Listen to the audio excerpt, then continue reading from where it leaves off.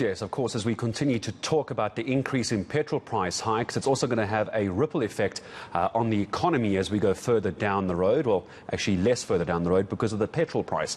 Now, agricultural economist Paul Makube is saying it's going to hit food prices the hardest. Let's speak to him. Hello, Paul. How hard is this going to hit us just in time for Christmas? Reminding viewers, R1.21 was the increase. If I'm not mistaken, it's one of the highest, if not the highest, fuel price hike we've ever had. Good morning and thanks for having me. Yes, it's the highest increase, actually almost reaching a record level for South Africa.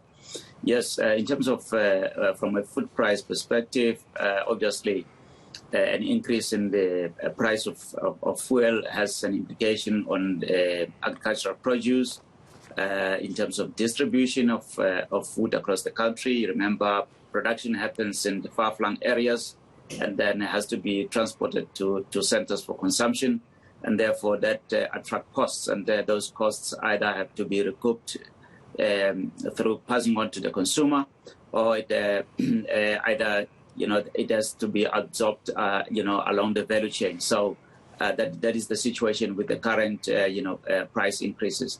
If you look at what caused this, is international factors, especially the international crude oil price that has been on the rise lately, and also a weaker exchange rate that caused the need for the increase in the fuel price. Obviously, from an agricultural perspective, we also see the input costs rising sharply, with fertilizer, and the agrochemicals, your pesticides and herbicides increasing by double-digit numbers over the past few months. Obviously, that will have an impact on the production costs.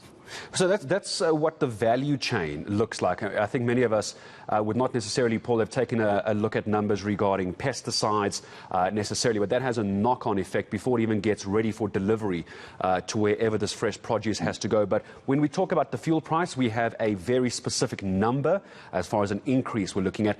Any indication that you can give us about the kind of food increases we could see, of course, just in time for the holidays, just in time for Christmas? How big a hit is our wallets going to take? Yeah, fortunately, we've got an advantage of having produced enough food in the country. We had bumper crops that then showed increased availability in the country.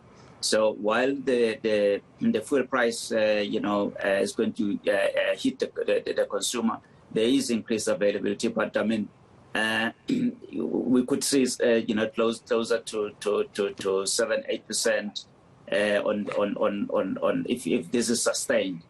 If we have another increase in the next month or this month, in fact, from a crude oil and exchange rate perspective. So that's where we can see inflation going into December. And that will have an impact on the all the food commodities in the country in the time that we're going into the festive season, and also the depressed economic environment. Do you suspect and do you expect, and perhaps do you hope, Paul is maybe the more correct word, that we're going to see any kind of reprieve from the finance minister as far as the midterm budget is concerned? Anything in your crystal ball that you think we might hear from the finance minister saying, yes, it's going to hurt right now, but if you can just hang on, save a bit of that Christmas bonus, we're going to try and bring down the fuel price and costs down next year? Or are you not hopeful? I'm not hopeful, given the tight, fiscal situation. It is going to be tough to do that. We're also going to see the Reserve Bank, having to take a decision on interest rates. The last one for this year. So that's why we can expect perhaps a reprieve in terms of staying the rate hike, which is inevitable. That can only be the only one that can provide reprieve for the consumer. But from the finance minister, I don't expect much from him. Paul Makube, one day you and your crystal ball will give me some good news here on eNCA. But it's always such a pleasure to have you with us. You enjoy the rest of your Tuesday. Economist from F&B, agriculture economist, to be more specific at the kind of knock-on effect we can expect from food products and food produce as a result of the latest fuel price increase.